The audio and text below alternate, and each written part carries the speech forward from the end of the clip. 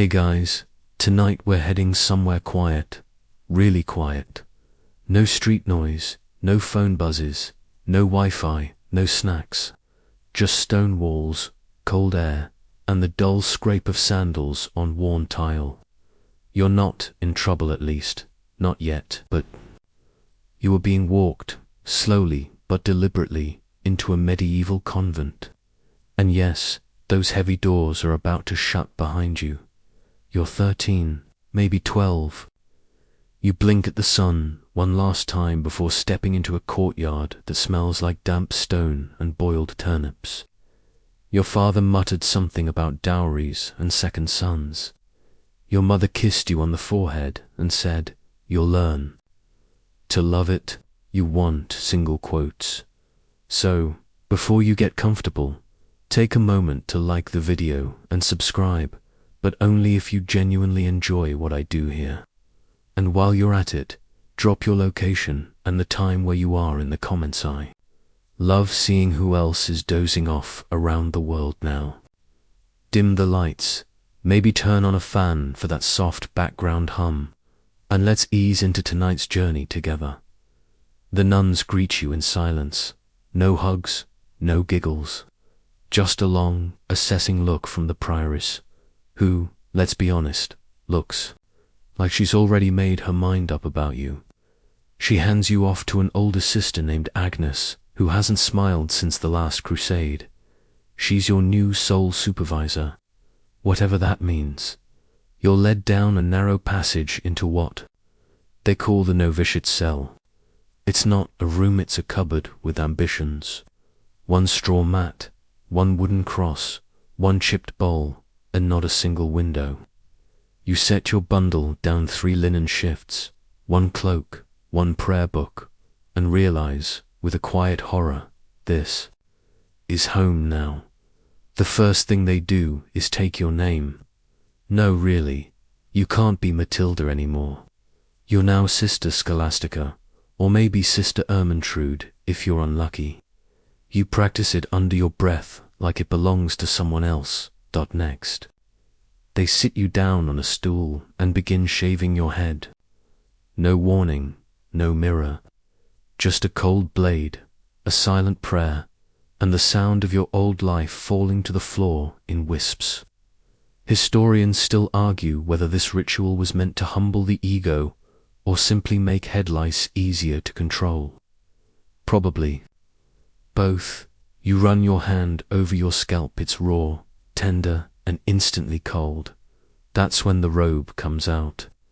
Not a robe, exactly.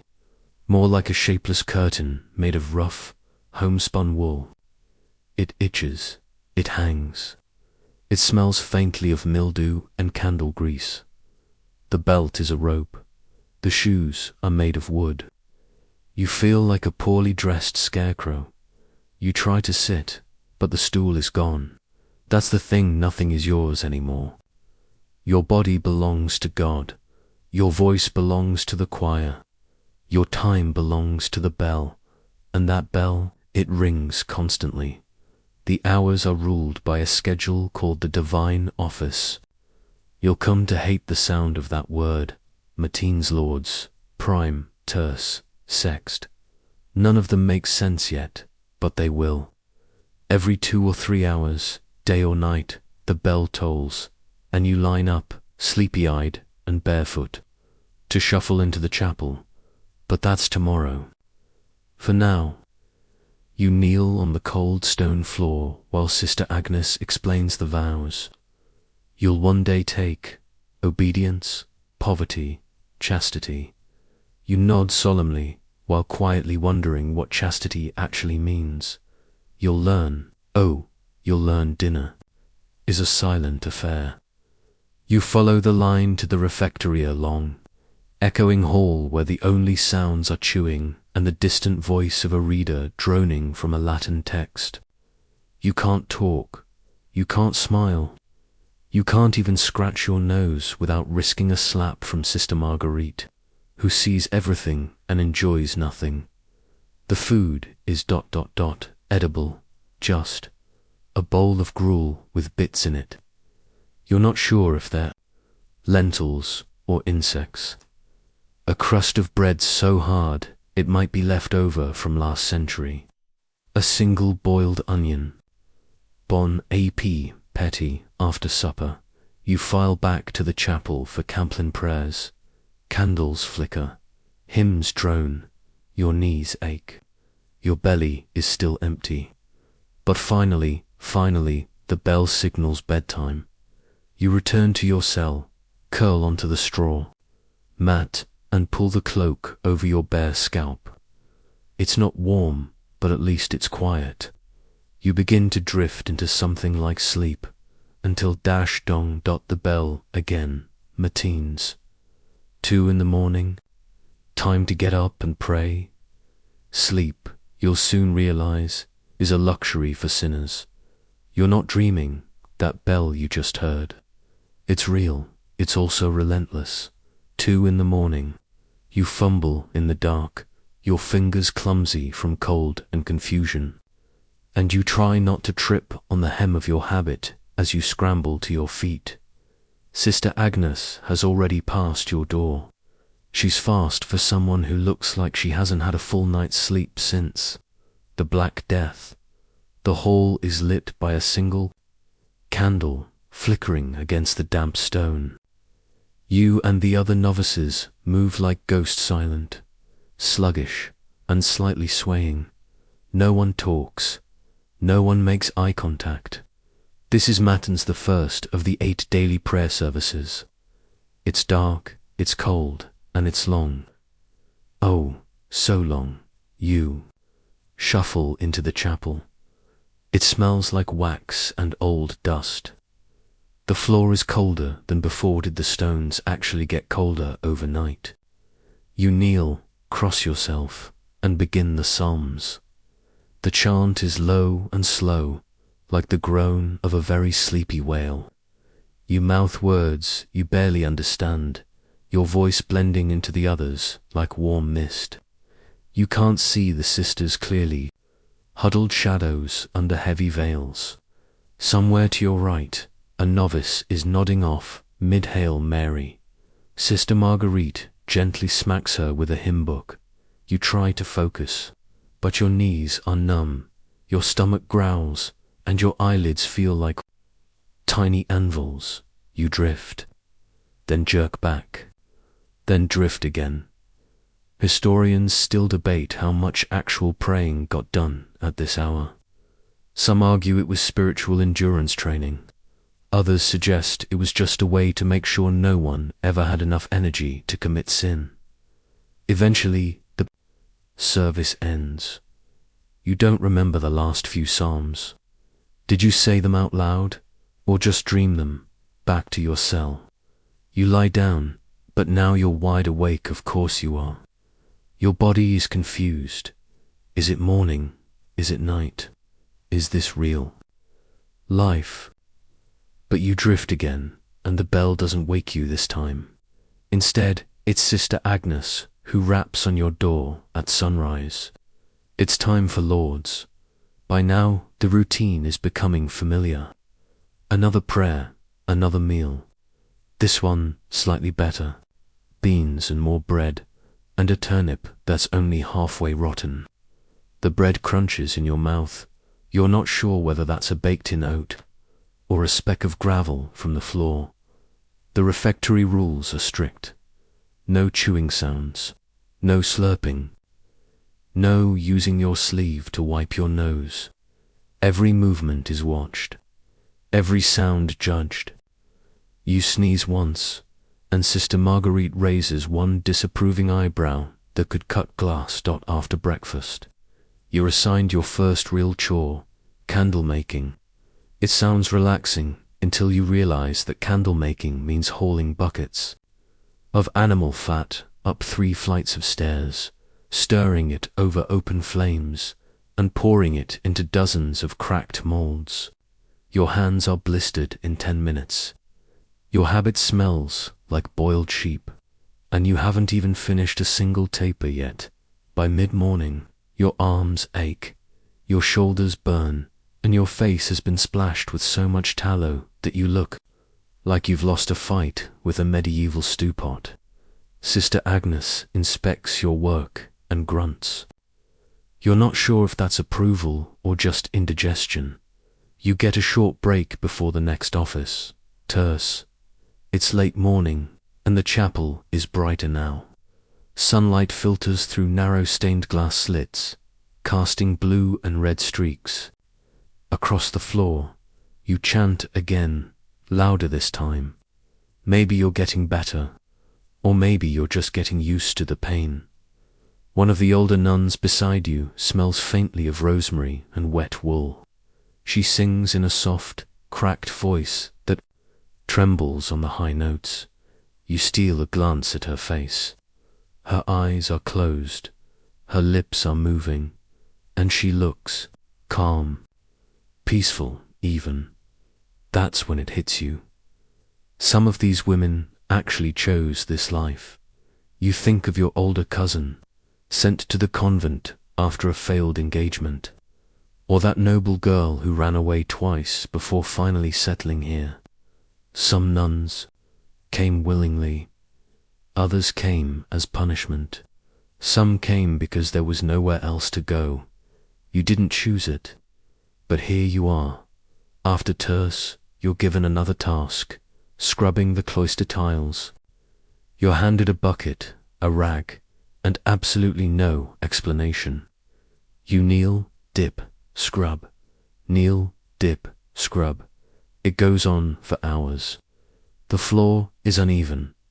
The water smells faintly of vinegar, and your knees are developing the beginnings of a permanent dent. Still, it's better than chamber pot duty. You hear horror stories. The novices whisper about Sister Beatrix, who once dropped a full pot down the stairs and was banned from latrine service for life. Apparently, she now handles only garden. Compost, somewhere between sext and nones, you sneak a moment of stillness. You sit on a bench in the garden, legs sore, arms heavy, breath steaming in the cool air. A bee wanders past your face. You wonder if it's the holiest thing you've seen all day. Then the bell rings again. Every day will be like this. Prayer, silence, work, cold, hunger. It doesn't sound like much, but you're already exhausted, and there's still Compline to go. The sun dips below the garden wall, casting long shadows across the cloister as the evening air turns sharp. You've officially made it through your first full day on.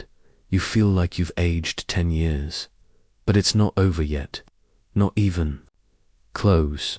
You're summoned to the chapel once more, this time for Vespers, the evening prayers. Your feet shuffle over worn flagstones, muscles aching from scrubbing and candle hauling. Your head feels light, almost like it's floating half a second behind your body. When you kneel, your legs tremble slightly, not from reverence, but sheer exhaustion.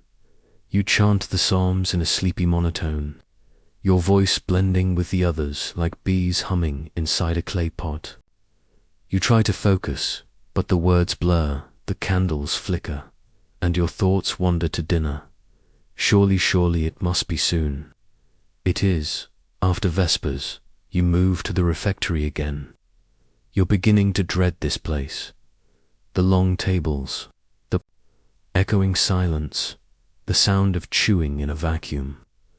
Tonight's menu, lentil mash, bread that may or may not be stale, and a boiled root vegetable that has no business being that color. You try not to chew too loudly. You fail. Sister Marguerite glares at you like she's ready to assign 10 years of floor-scrubbing penance. Then, finally, Compline the last prayers of the day. This time, the chants are softer, the candles lower, the voices stretch like threads unraveling. You sit in near darkness, the words washing over you like warm rain. And for a moment, a tiny moment, you almost feel peaceful. Almost then, the bell rings again. You file back to your cell. Your knees ache, your feet throb, your stomach is still, whispering disappointed things at you. But at least now, at last, you get to sleep. Well, ... Kind of, ... You lie on the straw mat and pull your woolen cloak around your shoulders. The cold has crept into the stones, into your bones. You shiver, you sigh, and just as you're finally dozing off, a sharp rap at the door. It's Sister Agnes, Matins. She mutters, as if that explains everything. And unfortunately, it does. Welcome to the monastic sleep schedule, the divine office, as they call it. You now understand why the saints always look half dead in their portraits. The nuns wake up every few hours, pray, then go back to sleep, except it's not really sleep anymore. It's a strange sort of stuttering half-rest, broken into fragments, and scattered across the night. The system was meant to mimic angelic vigilance, to remain spiritually alert at all hours. Historians still argue whether this was a genuine attempt at holy discipline, or just a very elaborate way to prevent anyone from feeling human. Either way, your body is not a fan. You feel nauseous from the broken rhythm, dizzy when you stand up, and slightly drunk on fatigue. Your thoughts blur together in slow spirals. You try to remember what day it is, but realize it doesn't matter. Every day is the same. You wake, you pray, you work, you barely sleep. You know what's weird? No one's complaining. The older nuns just do it. They rise, they kneel, they chant. Their faces barely move. Their voices don't waver. You wonder if they're used to it, or if they've simply forgotten how to be tired. Or maybe they've just been exhausted for so long that it's become their baseline. You get a brief moment of levity during prime, the early morning office. You're standing in line at the washing basin when you overhear two novices whispering about the honey. Incident: apparently last week, someone tried to smuggle honey into the dormitory. Not for eating, no. That would be too normal. She was planning to use it as a skincare mask. The result: bees. Bees everywhere. Sister Agnes was not amused. That's the thing about convents. Even in the endless monotony, absurdity still finds a way. After prime, the day truly begins again. You're handed a broom, a fresh pair of sandals, your last ones disintegrated in the laundry room, and a new assignment: sweeping the nave. Sounds simple, right? Except the nave is huge, cathedral huge, and your broom is more twig than tool. You sweep, and the dust clouds rise like a second congregation. Your arms ache, your back knots. You try to stay focused, but the daydreams creep. In a bed, a warm bath, a sandwich with actual flavor. One of the older nuns catches you spacing out and gently taps you on the elbow. Think of it as prayer, she whispers. Libera est orare. You nod as if you understand. Later, you'll learn it means to work is to pray. A nice sentiment, though your spine disagrees. By the time terce rolls around, you've stopped pretending you're not tired. Your eyelids twitch when you blink. You trip over your hem twice on the way to the chapel. And as you kneel, you're fairly certain you fall asleep for 3 entire psalms with your eyes open. This, they say, is what builds discipline or madness. Possibly both. A surprising comfort comes in the form of music. Yes, music. Gregorian chant. To be specifically splowing, syllabic lines that float through the chapel like smoke from incense. It's hypnotic, even soothing. You find yourself humming the phrases later in the garden, in the refectory, even in your sleep. It becomes a kind of spiritual white noise, and the truth is, when the chant is good, it really is beautiful. That is when your throat isn't dry, your nose isn't running, and no one is stepping on your foot. Still, music is one of the few pleasures here, one of the only ways the nuns can express themselves without breaking the silence. There's a strange power in it. You don't understand the Latin yet, but the sound carries emotion. Hope, sadness, longing. You feel it, even if you can't name it, and for just a moment, you think, maybe I can survive this, until the bell rings again. Lunch should be the highlight of the day, shouldn't it?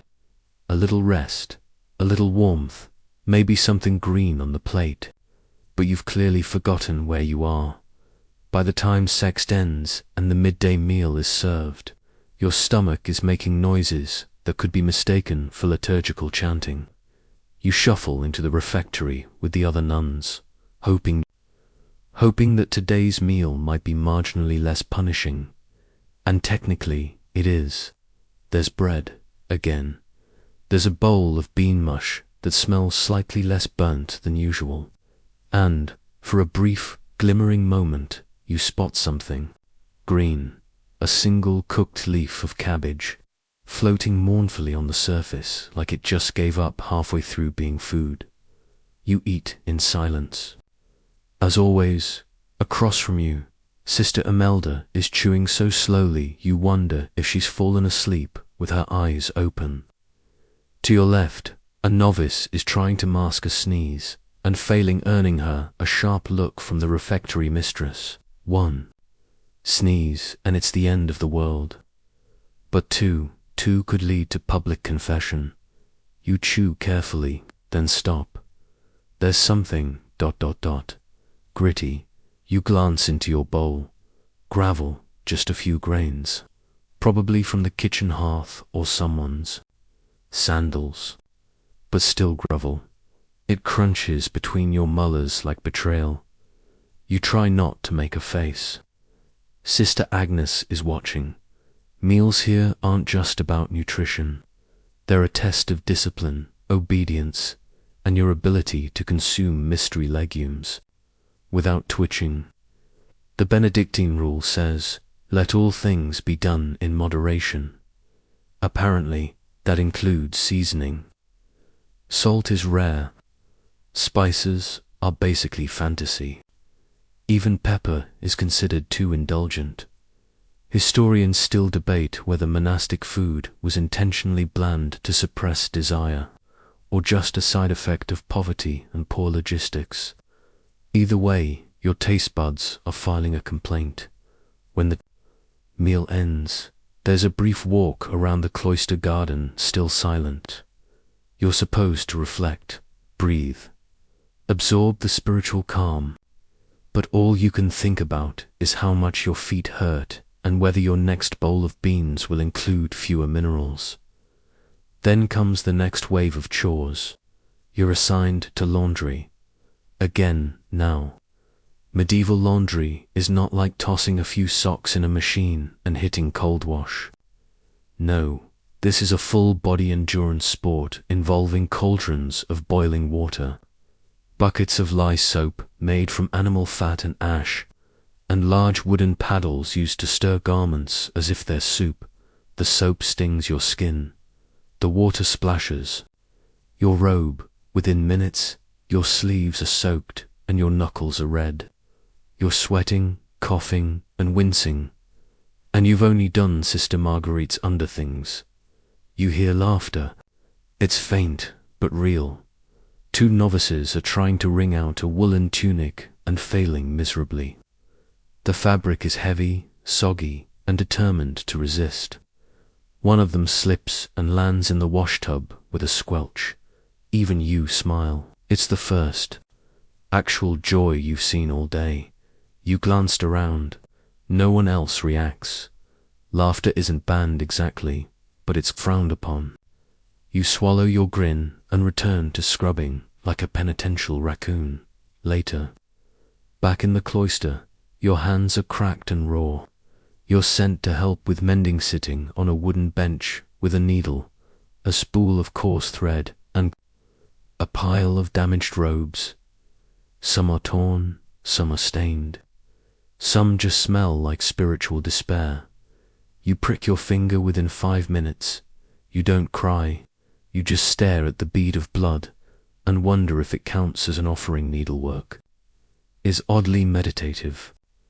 You sew, stitch, repeat. You start thinking about life outside the convent, if there even is a life outside anymore. What's your family doing? Are your siblings riding horses or attending feasts, or just ... sleeping through the night? You wonder if they miss you. You wonder if you miss them. Or if you're just tired of cabbage, you finish one sleeve and start on the next. The other girls are quiet. One of them has a cough. Another seems to be mouthing prayers under her breath. You realize the older sisters have done this for decades. The same stitches, the same walls, the same silence. You're not sure whether to be impressed or deeply afraid. Evening comes again, faster than you expect. The sun sets in streaks of gold and ash across the stone floor. The candles are lit. The bell rings. You return to chapel for vespers, your mind numb from the repetition. The chant begins. Your voice joins automatically. Your knees creak as you kneel again, and your back protests like it's 80 years old. But you keep going, because this is what you do now. The final prayer is sung. The lights are dimmed. You walk the familiar hall back to your cell. Your blanket is scratchy. Your bones ache. You lie down and breathe in the smell of wool and stone. And fatigue, you almost fall asleep. But then, of course, the bell rings. It's matins. Again, you begin to understand something strange about the convent. Time isn't measured the way you're used to, not by hours or meals or seasons.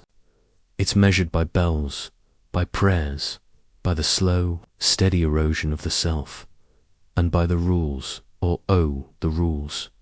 You don't know them all yet. No one does at first. They're not written down in a nice beginner-friendly handbook. They're lived, memorized, and, most importantly, enforced firmly, coldly, and sometimes with passive-aggressive eyebrow raises that could curdle milk. You learn quickly what not to do, like don't speak unless spoken to. Don't laugh out loud. Don't ask for more food. Don't look at another nun too long, lest someone get the wrong idea. Don't sing too loud. Don't walk too fast. Don't fidget during prayer. And definitely don't fall asleep. In chapel, the Benedictine rule guides the whole system. It was written in the 6th century and still holds weight like sacred law. A single sentence can govern your life. Idleness is the enemy of the soul, which sounds poetic, until you realize it means you are never, ever allowed to just sit and stare at a tree for 5 minutes. Your day is packed with assigned labor, spiritual reading, chanting, and silence. Always silence, not the peaceful kind either, the kind that follows you around like a slightly disappointed ghost. You try to adjust, but everything here is meant to erase the you that walked in and replace it with someone quieter, smaller, more obedient. Historians still argue whether this structure truly liberated women by giving them purpose and education, or simply created gilded cages for girls who had no say. You get your first real taste of discipline. When you drop a candle, it slips from your hand during evening prayers, hits the floor, and rolls 3 feet across the chapel like it has somewhere important too. You freeze. The room is dead silent. The candle spins slowly to a stop. You hear the unmistakable sound of a sigh, deep, measured, judgmental. Sister Marguerite picks up the candle. She doesn't say a word. She doesn't need to. After Compline, you are summoned to the front of the public penance. You kneel on the cold stone floor while the other nuns finish their meal in silence. You stare at the grain in the stone. Your knees hurt. Your face burns. You're not sure what's worse, the physical discomfort or the quiet awareness that everyone's trying not to look at you. Some girls get harsher punishments. You hear stories. Sister Aldegand once whispered during prayer and was forbidden to speak for a week. Sister Benedicta spilled ink on a hymn book and had to fast on bread and water for 2 days. And one poor novice name, redacted, was caught stealing a leftover turnip. She spent 3 nights sleeping in the chapel on bare stone. You're told it's about humility, that this suffering helps purify the soul, that obedience is a form of love. You try to believe it, but mostly it just feels like being grounded. By God, you return to your cell, sore and quiet. The candle you dropped is sitting on your shelf. Someone put it there. A quiet gesture, or a warning. The next morning, you wake up before the bell. Your body is learning, or just giving up. You dress in silence, tie your robe, and wait for the knock. Sister Agnes arrives, eyes heavy but posture perfect. You follow her to chapel, footsteps soft against the damp floor. The air smells of wax and wood smoke during prayers. You notice something odd. A smile, just a flicker, quickly extinguished on the face of an older nun across the aisle. She's singing softly, hands clasped, eyes closed. But there's warmth. Their genuine content. You wonder how long it took her to feel that. 5 years, 10, a lifetime. After Lord's you're handed a book, not a normal one, a fat, weathered volume with faded lettering and a broken clasp. It's your turn in the scriptorium. You're taught how to copy texts, line by line, letter by letter. The ink smells earthy and faintly sweet. The quill feels foreign in your hand. Your first letters are shaky. Your fingers cramp. You smudge a margin, but no one corrects you. This work is considered sacred, quiet, meditative. You write for hours. It's peaceful, not easy, not fun, but peaceful. You trace letters in Latin, even though you still don't understand most of them. You recognize the shape of prayers you've chanted 100 times.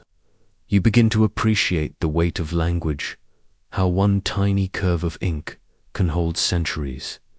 Your back aches, your eyes blur, but something in you clicks. This isn't just busy work. It's preservation, transmission, a strange kind of power. You wonder how many hands have touched this book before you. How many voices sang these words? How many girls sat where you sit now, hunched over parchment, dreaming of the world outside? The bell rings again. Always the bell. You're beginning to notice a pattern every time. You start to get comfortable even, slightly something knocks you right back down. And today, there's something is penance. Again, it starts with a whisper. A harmless little thing, said between you and another novice during laundry duty. A joke, maybe. A comment about Sister Marguerite's ever-present frown, or the fact that the bread last night could probably stop a sword.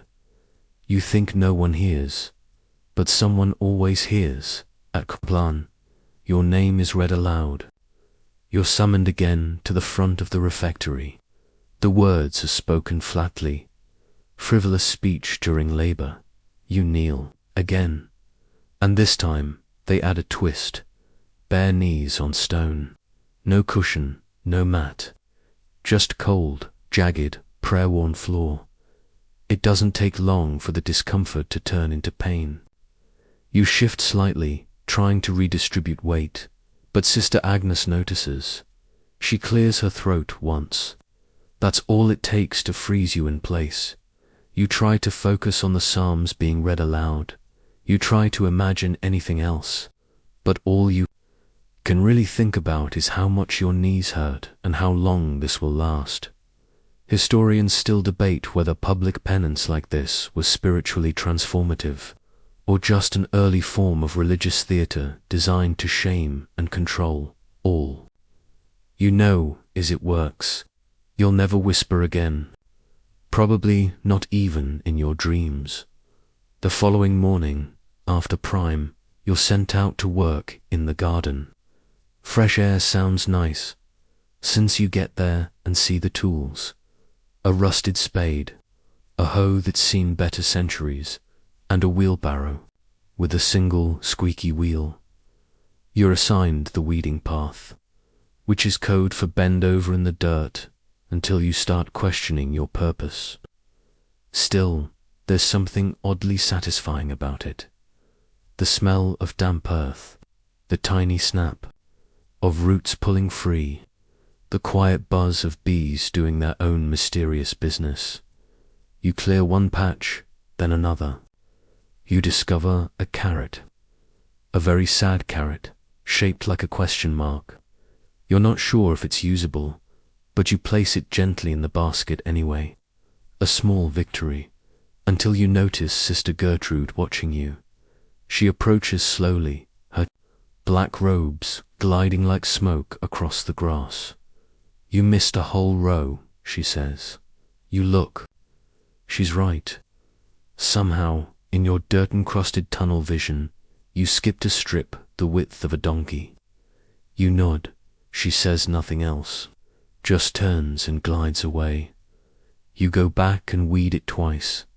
Later, in the cloister, you're called in for another reading session. One of the senior sisters is reciting from the life of Saint Colette, a woman who reportedly lived on nothing but boiled nettles and divine visions. You sit cross-legged on the cold stone, trying to follow the thread of the story while fighting the increasing stiffness in your back. According to the reading, Saint Colette once slept on planks for years and regularly whipped herself with stinging nettles to ward off impure thoughts. You glance sideways at Sister Agnes. She seems genuinely inspired. You, on the other hand, are wondering how nettles could even be found in this climate. You also quietly vow to keep your thoughts entirely pure, just to avoid having to forage for weeds with a masochistic purpose. In the afternoon, you're sent to the scriptorium again, but this time, the task is less noble.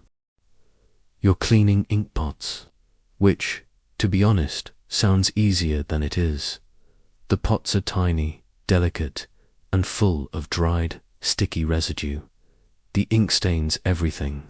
Your hands, your sleeves, your teeth don't ask. You scrub with sand, rinse with vinegar, and try not to knock anything over. The scent is oddly pleasant, bitter, metallic, a little like herbs. As you work, you overhear two older sisters discussing the Book of Hours recently gifted to the convent. It's supposedly painted with gold leaf, imported lapis lazuli, beetle shells. Apparently, medieval illumination involved all sorts of bizarre ingredients. Red was made from insects, blue from precious stones, gold from, well, actual gold. The book is locked away in the reliquary room, of course. No one touches it except the prioress. But just knowing it's there, hidden and glowing behind a wooden door, makes your job feel slightly more meaningful. You wonder what kind of person made that book. Probably someone just like you. Hunched, tired, half-blind, but still careful, devoted, patient. You aren't good at patience yet, but you're learning. Evening falls again. The chant during Vespers is slower tonight, heavier. There's a storm rolling in, and the wind moans through the cracks in the chapel walls. A candle flickers out mid-sun. You try not to see it as a metaphor.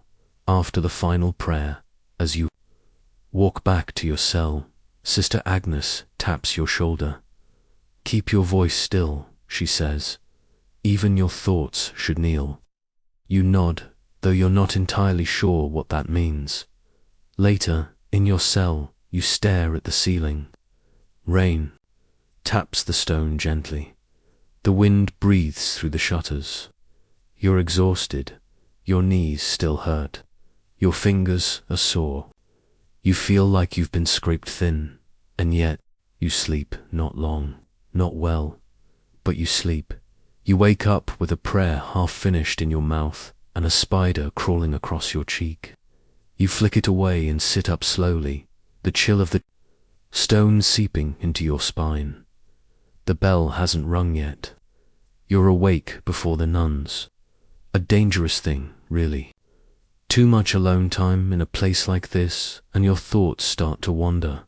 But there's no time for wondering. The bell finally chimes, matins, again. You're on your feet. The rhythm takes over. Dress, sandals, hallway, chapel, kneel, chant. Kneel again at this point. Your body moves on memory. It's your mind that lags behind, dragging like a child on a leash. After morning prayers, you receive your next assignment, the laundry cellar, again. You think you've been here before. You have, and yet somehow it's always worse the second time. The smell has intensified. It's part wet cloth, part wood rot, part something you don't want to identify. Your job today is not wash and go, no. That would be merciful. You're wringing. With a hand-wound press that takes 3 full turns to squeeze a single tunic and sounds like it might explode into splinters at any moment. Your arms ache, your knuckles scream. You discover muscles you didn't know existed. Sister Imelda hums, while she works next to you. Something tuneless and oddly soothing. You're not sure if she's allowed to do that, but you're too tired to ask. By midday, your habit is soaked, your fingers are wrinkled, and your face looks like it's been baptized in vinegar. You glance down at the water. It's grey, like your mood.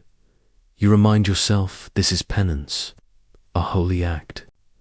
You are washing sin from fabric, and possibly fleas. Historians still debate how often convents truly achieved cleanliness. Some were surprisingly hygienic, others not so much. You have your suspicions about this one. A novice was scratching behind her ear during lauds, and you've started eyeing your blanket with more suspicion than devotion. After sext, you get a rare break. Spiritual reading hour. This isn't free time. Not really. But at least it means sitting down. You're handed a text in Latin, which you mostly can't read, but you pretend. You trace your finger under the words, mouthing the syllables. You find the name Julian of Norwich buried in the margin and spend 10 minutes trying to remember if she's the one who said, "All shall be well." You hope she's right. Sister Agnes passes by and nods when she sees you reading. You sit straighter. She seems pleased.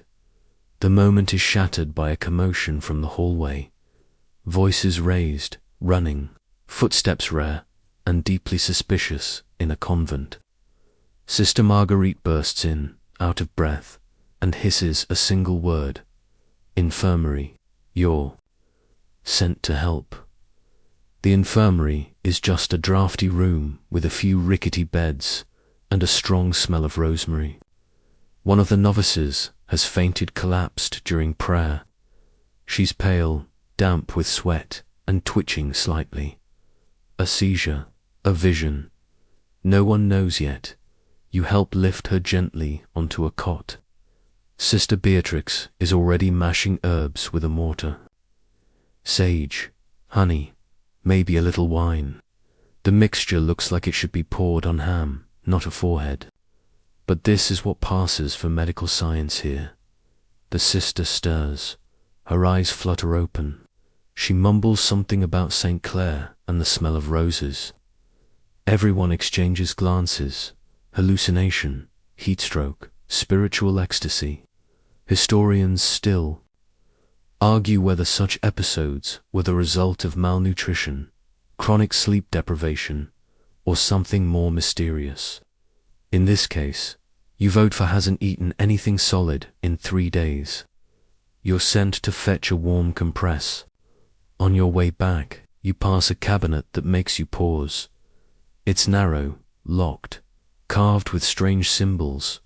Inside, you're told, are the relics, bones of saints, shards of wood from the true cross, a bit of blood on linen. One sister swears. There's a mummified tongue in there, though no one's been allowed to see it since 1329. You linger, curious. Sister Agnes appears at your shoulder like a shadow. No touching, she says quietly. You nod and scurry off. After none, you're given a chance to return to the garden. You rake fallen leaves into piles, breathing in the earthy scent, trying not to think too hard. It's strange how easily your brain accepts all this now. The silence, the repetition, the hard work, the constant presence of someone older, watching, correcting, guiding. You used to crave noise. Now you almost fear it. You used to hate stillness. Now it's a kind of bomb. Later, during Vespers, your voice blends again into the chant. You no longer hesitate on the Latin endings. You don't even think about them. They rise from your chest like breath. The fainted novice is back, sitting upright, clutching a candle. She looks dazed, but her smile is beatific. You wonder what she saw. You wonder if you'll ever see anything like it. You kneel, you chant, you bow your head. You close your eyes, and the world slips away. You don't know how long you've been here anymore. Days have blurred into one another like melted wax on a hot altar. You used to count them at least in your head, but eventually the math becomes meaningless. One bell rings, another follows. You chant, you work, you sleep, you wake, and the cycle begins again. Today, your assignment is a new one. Gate duty. It sounds important, maybe even exciting. You imagine unlocking a heavy wooden door, greeting visiting monks or merchants, maybe taking delivery of some long-lost package containing actual soap. But no, you sit on a stool beside a small wooden hatch built into the stone wall of the outer enclosure. Your job is to open and shut it. That's it. Sometimes a beggar comes by and you hand them a crust of bread. Sometimes a local villager brings offerings turnips, usually, or wool scraps. Once, someone passed a note through. You didn't read it, but Sister Agnes did. She burned it. This is the closest you've been to the outside world in weeks. The breeze that sneaks through the gates smells faintly of horse manure and chimney smoke and something sweet, apples, maybe. It's intoxicating. You hear a child's laugh somewhere beyond the wall, and it pierces you like a needle. You don't realize how much you've missed sound. Not chanting, not bells, not whispered Latin, but laughter. Voices, imperfect, spontaneous. Noise. Historians still argue whether strict enclosure was meant to protect the nuns from temptation or protect the world from women who'd tasted too much solitude. In your case, it feels like both. By midday, your shift ends. You're swapped out by another novice one, who looks a little too excited to sit still for 4 hours. You're given a break before sext, instead of resting. You're sent to the herbarium. You expect flowers, maybe mint, something pleasant. But the herbarium is really just a damp shed behind the garden where bundles of pungent plants hang from beams. like little dried bats. Sage, rue, valerian, root, nettle, wormwood, everything smells sharp and old. Your job is to sort, cut, and bind the dried herbs for storage. Sister Beatrix oversees the work. She's ancient, possibly made of bark, but she knows every plant like a friend. She shows you how to slice fennel root, how to strip lavender from the stalk, and how to avoid confusing wild parsley with poison. Hemlock, you don't ask how she knows that last one. You bundle each herb with twine and mark it with ink on parchment tags. The labels are faded, sometimes smudged.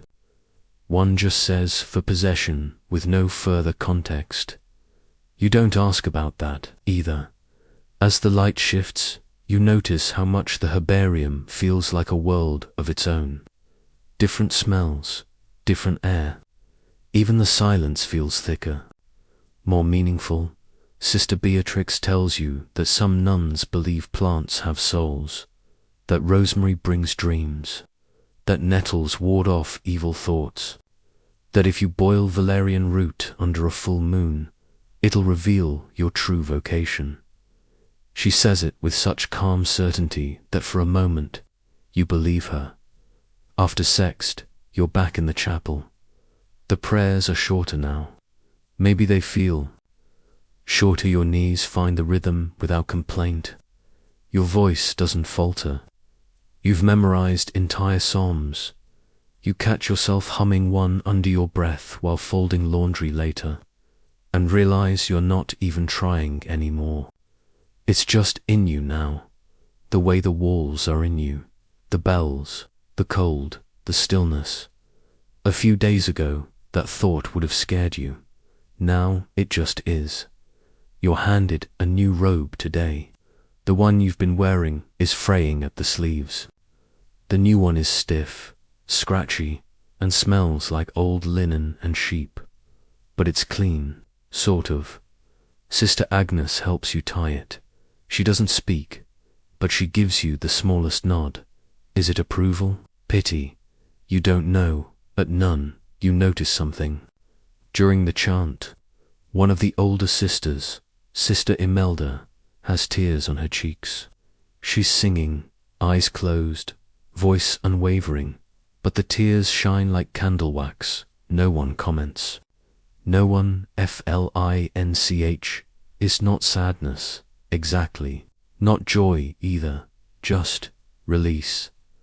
You wonder what memories she's singing through, what pain she's hiding behind the syllables, what life she lived before these walls. You remember yours.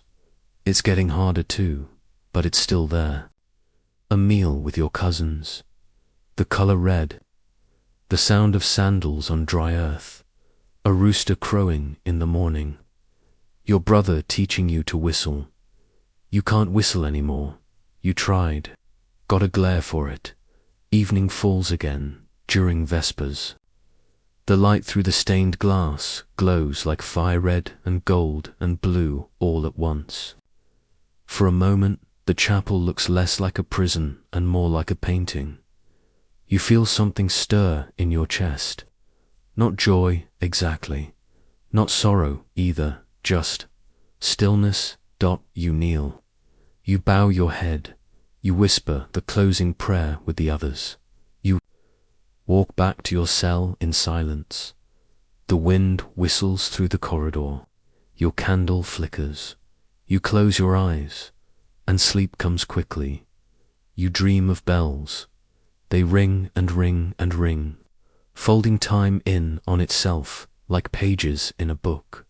You can't tell if you're dreaming, half awake, or already at matins again. You rise before the knock, slip into your robe with practiced grace, and make your way down the hallway by instinct alone. In the chapel, the air is colder than usual, the kind of cold that creeps up your sleeves and settles between your shoulder blades. You kneel anyway. Today feels different. You don't know why yet. After lods and a breakfast of bread so dry it could probably be used as a roof tile. You're summoned to a chamber you've never entered before, the chapter house. It's round, dim, echoes softly. All the senior nuns are already seated in a circle, their hands folded, their expressions as blank as old parchment. Sister Agnes beckons you to the center. For a moment, your stomach flips. What did you do? Is this another penance? Did someone report your daydreaming during none? But no, this isn't a punishment. This is an evaluation. They ask you simple questions. Can you recite the Psalms of Law? Have you studied the rule of Saint Benedict? Can you explain the difference between contemplation and meditation?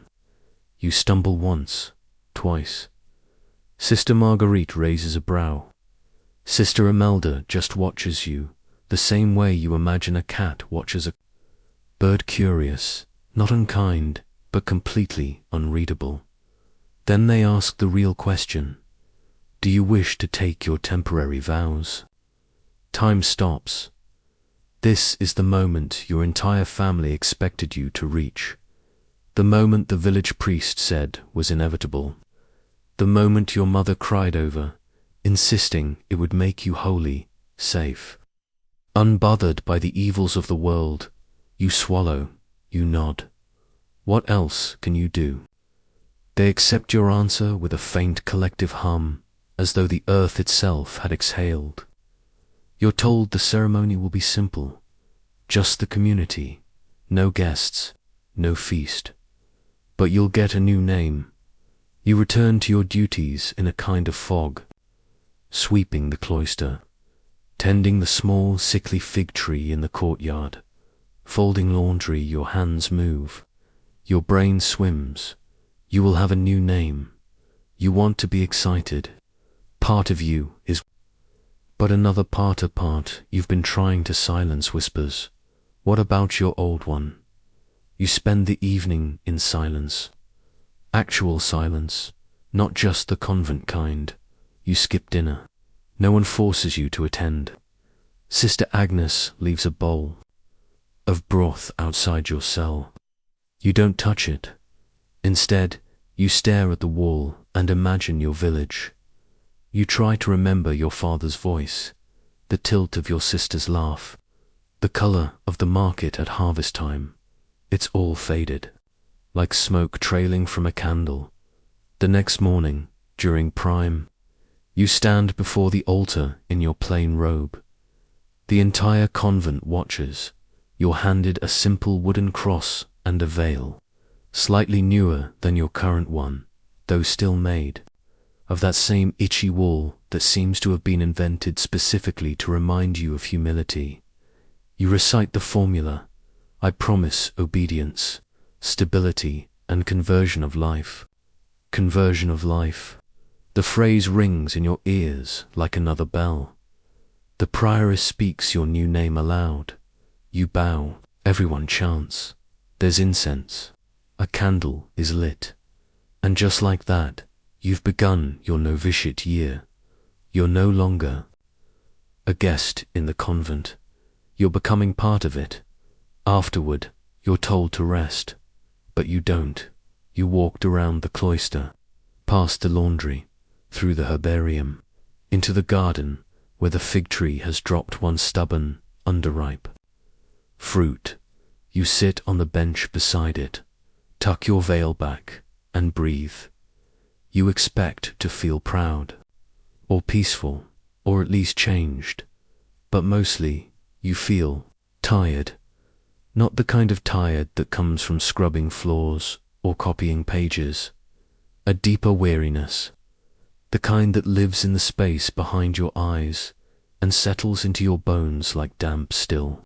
When the bell rings again, you rise, because that's what you do now. At Vespers, the chant is longer than usual. Sister Beatrix plays the psaltery, plucking each note with deliberate care. The music echoes like water dripping in a cave. You join the others in song, and for a moment, something stirs inside you. A flicker, a breath. Not joy, exactly, but not grief, either. Something quieter, steadier, resolve. Maybe. You kneel, you bow your head, you whisper your new name once under your breath, trying it on like a borrowed coat. It doesn't fit yet, but maybe it will. You're someone else now, officially, legally, spiritually, at least. That's what everyone keeps saying, but you still feel like you, which is a problem, because you're not supposed to. Your new name hangs around your neck like the wooden cross they gave you, always present, always slightly too heavy. You try to wear it with grace. You try to respond when someone uses it. You even write it carefully in the margins of your new copybook, trying to own it, but every time you hear it out loud, your stomach twists. After all, your old name, your real name, had a laugh built into it. It came from home. It carried the sound of running down dusty roads and hearing your mother call from the doorway with a mixing spoon still in her hand. It was warm. This new one, it's correct but cold. You're told this is part of the process, the dying to self, the transformation from daughter of the world to bride of Christ, and that phrase alone makes your skin itch. Brides, you've noticed, usually get cake. You get cabbage. This week, you're assigned to scriptorium again. Not copying this time by, which is its own special kind of misery. You're handed sheets of parchment and told to fold them into choirs groups of 4 or 5 sheets, carefully aligned. Then you sew them together using thick, waxed thread and the kind of curved needle you didn't know existed until this morning. Your fingers blister quickly. The wax rubs off on your nails. The thread tangles. And once you prick yourself hard enough to leave a blood dot right on Psalm 93, you panic. Sister Imelda leans over and calmly dabs it with vinegar and salt. Now it's sanctified, she says without a hint of humor. You're not sure if she's joking. Your book will live in the convent library when it's finished, alongside dozens of other handmade volumes, some so old they crackle when opened, others too fragile to even touch. There's a strange beauty in it. You think about it all night, about the book you're helping build, the voices it will carry, the girls who will read it long after you're gone. Your work, imperfect, painful, stained by ink and blood, will outlive you. Maybe that's the closest thing to meaning you felt all week. Historians still argue whether nuns were truly allowed to express creativity in their manuscripts, if everything had to follow a rigid, male-approved template. But you catch Sister Imelda adding a tiny flower in the corner of a margin, and no one scolds her. Maybe this is how rebellion looks here. A blue petal hidden among black letters. The next day it rains, a proper storm, the kind that beats against the stained glass like a fist. The convent leaks in 3 places, 2 in the refectory, 1 in the hallway outside the infirmary.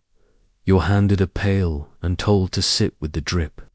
You do, bought for 4 hours. The rain plays its rhythm on stone and wood and bucket.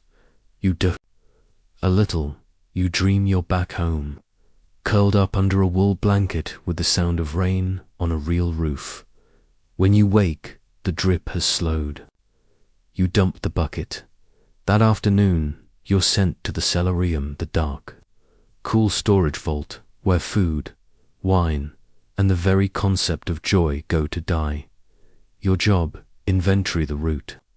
Vegetables.you, write down how many turnips, how many onions, how many extremely suspicious potatoes. It's boring, painfully so, but you're alone. And that's rare, so you talk to yourself quietly. Just your old name, once or twice, just to hear it, just to keep it alive, Then of course, a voice. You aren't alone. You jump and knock over a basket of pass. It's Sister Beatrix, standing in the shadows like a damp tree. She doesn't scold you. She just picks up a potato, sniffs it thoughtfully, and says, "That one's dead." You thank her. She leaves. You're not sure if she heard you. You hope she didn't. That evening, during Compline, you find your voice slipping back into the chant without thinking. The candlelight blurs the faces around you. You forget what day it is, what season, what age, even. For a moment, it feels like you're floating in a sea of sound, timeless, directionless, held up only by breath and syllables. You wonder if that's the point, to forget just enough of yourself to finally feel something bigger, to become a voice, not a person. You return to your cell, scratch your name, your new mnemen, to the underside of your wooden shelf. Just small, just a mark, just something. Then you blow out your candle and dream of books, not reading them, building them, page by page. The convent begins to feel like a kind of clock, not just because of the bells, but because everyone around you moves in precise, repeated patterns. Every step, every prayer, every gesture clockwork. Some of the older sisters barely speak anymore. They nod, they kneel, they breathe in rhythm with the liturgy. You wonder if you're becoming one of them. Not in a bad way. More like ... erosion. One afternoon, you're told to assist Sister Imelda in preparing for a funeral. One of the oldest sisters, Sister Bertha, passed away quietly in her sleep. No drama, no wailing, just one fewer bowl of broth at breakfast. You help dress the body. It's the first dead person you've ever touched. She's light, fragile as parchment. Her hands curl inwards, as though still holding something sacred. You smooth her veil, close her eyes, and place a wooden cross in her hands. You're told that she copied over 24 books in her lifetime, that she hadn't spoken aloud in her last 3 years, that she'd once spent an entire Lenten season living off barley water and boiled onions at her funeral mass. You sing the psalms louder than usual, not for show, just ... because you can't explain it. Later, back in the herbarium, you help Sister Beatrix prepare balm for sore joints. You ask what happens when she dies. Who tends the herbs then? She shrugs. They grow anyway. That night, you think of Sister Bertha, of her silent days, of the careful strokes of ink she left behind. You start to realize that convent life isn't about being seen. It's about leaving things behind. Not your voice, but your work, your marks.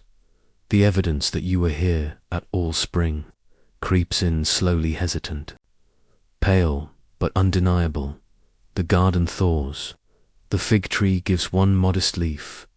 The laundry dries a little faster, and you stop counting the days. You know them by tasks now. Today is butter churning day. Tomorrow is hymn repair day. The day after that, beasting day, probably. There's a hive behind the cloister wall, and it always wins. During one particularly long afternoon, you're asked to help with illumination. The prioress has commissioned a copy of the Psalter with decorative initials. You're no artist, but you're handed a sheet of vellum and a tiny pot of red pigment. You draw the outline of a capital D, so carefully your wrist cramps. Then, without really thinking, you add a swirl, just a small one, a curl of vine with a leaf no bigger than a grain of rice. No one scolds you. In fact, Sister Imelda glances over and says, "Good. We must hide joy where we can." Later, you're tasked with repairing an old hymn book. The cover's falling off, and half the notes are faded. You find scribbled in the margins, a tiny note. We sang this one during the comet. You don't know whose handwriting it is. You don't know which comet, but it stays with you. The idea that even in a convent, someone saw a burning light in the sky and felt compelled to mark it in a songbook that evening. During Vespers, the chant feels warmer, not lighter, just ... fuller, like there's a comet overhead even now. And you can't see it, but you're still singing to it. You're asked to mentor a new novice. She's 15, thin as a reed, has that same stunned expression you had when you arrived, like someone dropped her in through the roof and forgot to explain where she was. Her name is Marguerite, not Sister Marguerite. She hasn't earned the title yet, just plain, awkward, trembling Marguerite. You're expected to show her the ropes, teach her the daily rhythm, correct her mistakes gently but firmly, model the ideal behavior of a young woman in service to God. So naturally, she catches you yawning during mat. She giggles, you freeze, so does she. You both pretend it didn't happen. Over the next week, she asks endless questions. Why do we chant in Latin? What happens if you drop a candle during prayer? Do saints really smell like roses when they die? You answer what you can. You make up what you can't. But the thing that startles you most is how much of it you do. Know the rules, the rhythms, the names of herbs, the shape of the psalms, the trick to folding your robe so it doesn't dig into your ribs when you kneel for 90 minutes straight. You've become reliable.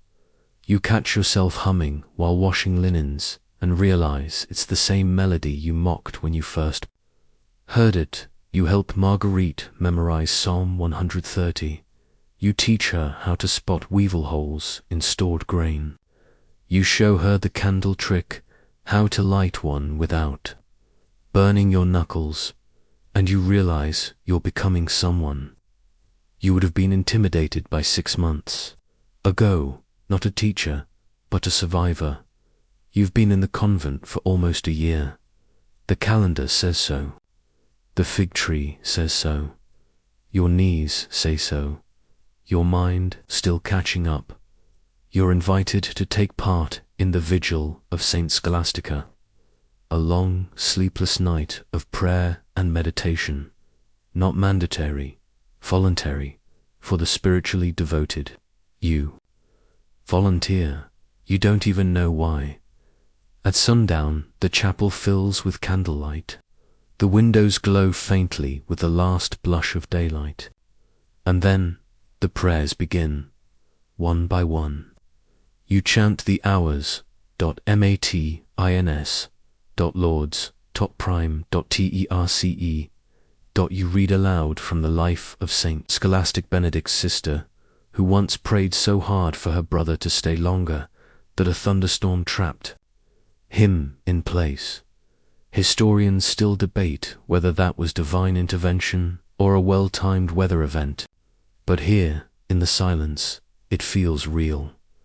At midnight, you start to feel it.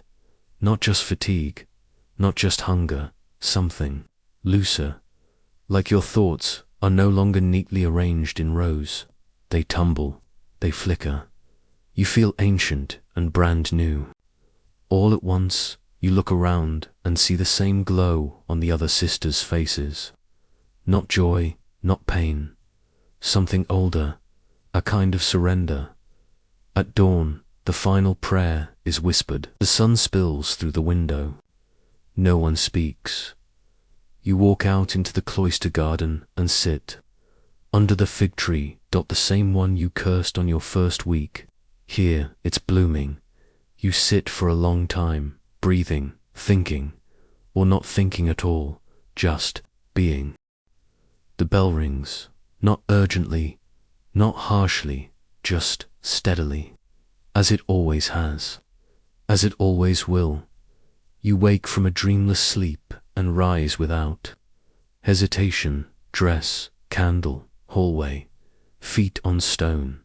You no longer need to be told where to go. You are. The rhythm now. Marguerite trails behind you, bleary-eyed, clutching her habit like it might float away. You don't scold her. You just walk slower so she can keep up. At matins, you sing the opening line before the others. Not louder, just first. It feels strange in your chest, like ringing a bell from the inside. After prayers, you're sent to help prepare a new vellum batch. The skins are pale, damp. You stretch them on frames, scrape them smooth, coat them in chalk. It's tedious. It stinks. But you know the purpose now. Every page begins here. Every sacred word rides on the back of a sheep that once wandered a hillside. Later, in the scriptorium, you find a familiar book, the one you helped bind months ago. It's on a shelf, now, labeled, protected, used. You flip through the pages and spot your little ink blot on Psalm 93. Still there, still yours, after Vespers. Sister Imelda stops you at the door. You've grown. You nod. She doesn't mean height. Marguerite giggles behind you. You hush her with a glance, but you smile, too. That night, you kneel at your cell bedside, not out of duty, just ... because you whisper a prayer that isn't in the book.